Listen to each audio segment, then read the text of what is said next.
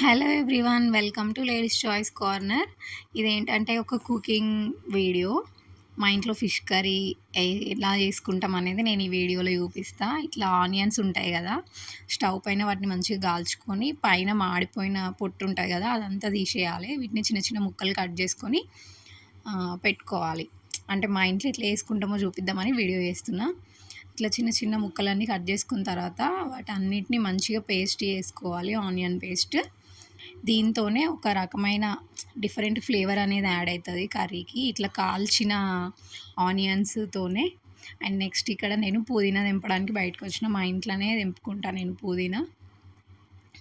ఖచ్చితంగా non veg కర్రీస్లో వేసుకుంటాం కదా పుదీనా, మా ఇంట్లోనే ఉంటుంది, మాకు సరిపోతుంది మేము నాన్ వెజ్ కర్రీస్ చేసినప్పుడు. అండ్ ఇక్కడ మా అత్తమ్మ ఫిష్ ఉంటాయి కదా, ఫిష్ అవన్నీ ఆయిల్లో డీప్ ఫ్రై చేసుకోవాలన్నమాట. ఫస్టే మంచి నీట్గా కడుక్కోవాలి. మా అత్తమ్మనే కడుగుతుంది, కడిగి వాటిని మంచిగా ఆయిల్లో డీప్ ఫ్రై చేస్తుంది.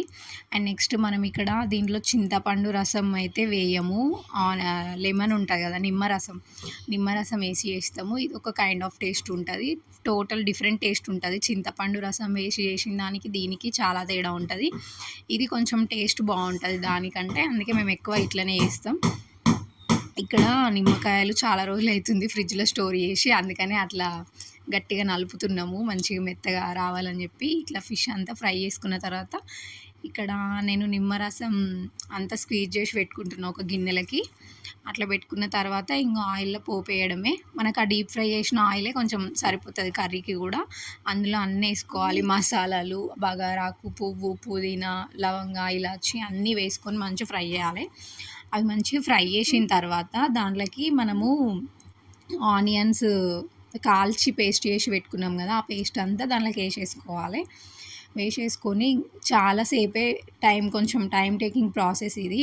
మంచిగా బాగాసేపు ఫ్రై చేయాలి. ఆ పేస్ట్ అంతా మంచి ఇట్లా ఆయిల్ అనేది పేస్ట్లో నుండి బయటికి రిలీజ్ అవ్వాలి. అప్పటి వరకు దాన్ని మంచిగా కలుపుకుంటూ ఫ్రై చేసుకోవాలన్నమాట. అంతే, ఆగమాగం టకాటక అన్నీ వేసి వేయడం కాదు, కొంచెం టైం తీసుకొని మంచి ఓపికగా వేసుకుంటే మంచి టేస్ట్ ఉంటుంది. ఇట్లా ఇక్కడ చూడండి, ఇప్పుడు ఎంతసేపు ఫ్రై చేస్తామో అది ఎట్లా చేంజ్ అవుతుంది అనేది. అండ్ ఇక్కడ మీరు చూస్తే మేమైతే ఖచ్చితంగా స్టీల్ బౌల్స్లోనే కుకింగ్ చేయడానికి ఎక్కువ ప్రిఫర్ చేస్తాము. అల్యూమినియం అసలు తగ్గించేసినాం చాలా వరకు. మీరు కూడా అట్లనే వేసుకోండి. అండ్ ఇక్కడ చూస్తున్నారు కదా, ఆనియన్ పేస్ట్ అయితే మంచిగా ఫ్రై అయిపోవాలి, ఆయిల్ అంతా బయటికి ఇట్లా రిలీజ్ కావాలి. అప్పటి వరకు దాన్ని మంచిగా ఫ్రై చేసుకోవాలి. మనకి కర్రీలో వచ్చే మెయిన్ టేస్ట్ అంతా ఇక్కడనే ఉంటుంది. ఈ ఆనియన్ పేస్ట్ అంతా ఫ్రై అవ్వడము, అల్లం వెల్లిగడ్డ పేస్ట్ వేస్తాం కదా, ఇదంతా మంచిగా ఫ్రై అవ్వడంలోనే కర్రీకి అసలైన టేస్ట్ వస్తుంది. అండ్ నెక్స్ట్ ఇవి మంచిగా ఫ్రై అయిపోయిన తర్వాత ఈ అల్లం వెల్లిగడ్డ పేస్ట్ కూడా ఇంట్లో తయారు చేసిందే, ఇంట్లో మేమే రెడీ చేసుకున్న పేస్ట్. అందుకే అట్లా ఎల్లో కలర్లో పసుపు వేసి గ్రైండ్ చేస్తాం కాబట్టి అట్లా కొంచెం ఎల్లో కలర్లో కనిపిస్తుంది. అండ్ ఇది వేసినాక ఒక రకమైన స్మెల్ వస్తుంది, ఇంట్లో మంచి స్మెల్ ఉంటుంది దీంతో. ఇవి కూడా మంచిగా ఫ్రై అయిపోవాలి. ఫ్రై అవ్వడం అంటే మంచి ఆయిల్ అనేది దానిలో నుంచి బయటికి రిలీజ్ అయితే అవి మంచిగా ఫ్రై అయినట్టు. అండ్ నెక్స్ట్ ఇందులో ఏమేయాలంటే పసుపు. అండ్ ఇందులో మీరు డిఫరెంట్గా చూస్తారు, దీంట్లోనే మనం పోపులోనే కారం, ఉప్పు అన్నీ వేస్తాం అన్నమాట. చూడండి వీడియోని.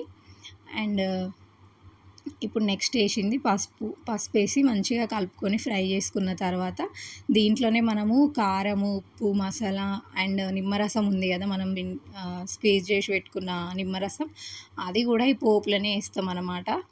కొంచెం డిఫరెంట్గా ఉంటుంది దీని ప్రాసెస్ అదంతా. కొంచెం మంచిగా వీడియోని చూసి మీరు కూడా ట్రై చేయండి, ఖచ్చితంగా టేస్ట్ అయితే సూపర్ అంటే సూపర్ ఉంటుంది. అండ్ నెక్స్ట్ ఇవన్నీ మంచిగా ఫ్రై అయినాయి కదా, ఇప్పుడు ఇలా కారం వేసేసుకోవాలి. కారం కొంచెం ఎక్కువనే పడుతుంది, ఎందుకంటే ఫిష్ కర్రీ అండ్ నిమ్మరసం పులుపు కాబట్టి కొంచెం ఎక్కువనే వేసుకోవాలి. వేసుకున్న తర్వాత ఈ కారం అదంతా మంచిగా కలిపేసుకొని ఇంట్లో మనం నిమ్మరసం ఉంది కదా అది పోసేసుకోవాలి. అది పోసేసుకున్న తర్వాత కొంచెం సాల్ట్ వేసుకోవాలి లైట్గా, ఎందుకంటే మనం ఫిష్ని కడిగేటప్పుడే సాల్ట్ అన్నీ వేసి కడుగుతాం కాబట్టి కొంచెం తక్కువనే పడుతుంది సాల్ట్. అందుకని చూసి లైట్గానే వేసుకోవాలి, కావాలంటే తర్వాత వేసుకోవాలి. లేకపోతే ఫిష్ కర్రీలో సాల్ట్ అస్సలు మనం ఏం చేసినా దాన్ని ఆ ఉప్పుని తగ్గించమన్నమాట.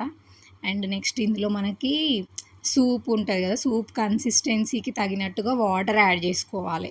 మేమైతే ఇక్కడ ఒక 2 గ్లాస్ ఆఫ్ వాటర్ యాడ్ చేస్తున్నాము. మేము పిండినే దాదాపు ఒక 8-10 కావచ్చు నిమ్మకాయలు, 8-10 నిమ్మకాయలు అనుకుంటా.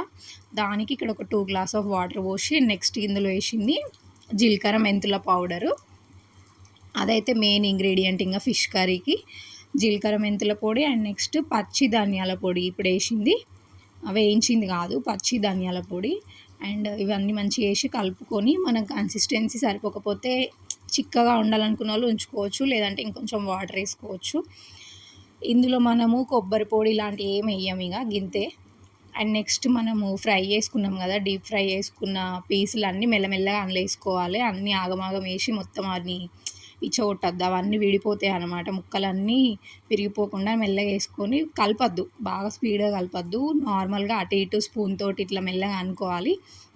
కావాలంటే ఆ సూప్ ఉంటుంది కదా, దాన్ని తీసి ఆ ముక్కల పైన ఇట్లా పోసుకోండి అంతే. అండ్ నెక్స్ట్ దీంట్లోకి ఏంటంటే కొంచెం అప్పుడప్పుడు మనకి ఫిష్తో పాటు ఫిష్ ఎగ్స్ ఉంటాయి కదా, షెనా అంటాం మేము, అది కూడా ఇస్తారు వాళ్ళు మనకి. కావాలంటే దాన్ని కూడా ఇందులో వేసుకోవచ్చు, లేదంటే సపరేట్గా మనం ఫ్రై చేసుకోవచ్చు. కానీ మేము ఇప్పుడైతే డైరెక్ట్గా ఇంట్లోనే వేసేస్తున్నాము. అవి ముందే వేయద్దు, ఎందుకంటే అవి ఈజీగా విరిగిపోతాయి కాబట్టి ముందే వేయద్దు. తర్వాత ఇవి కొంచెం ఆయిల్ పైకి తేలిన తర్వాత అవి వేయాలి. ఇప్పుడు వేసినాయి అవే వేసి ఇంకా మూత పెట్టుకుంటే మంచిగా ఒక 15 మినిట్స్ దాన్ని వదిలేయాలి. అట్లనే ఇక రెడీ అయింది. ఇంకా టేస్ట్ చూస్తే నోట్లో వాటర్ వస్తున్నాయి ఇప్పుడు కూడా. ఒక 2 డేస్ వరకు ఇక మేమైతే దీన్ని ఎంజాయ్ చేసుకుంటూ తింటాం. Thank you for watching this video. Video నచ్చితే తప్పకుండా లైక్ చేయండి.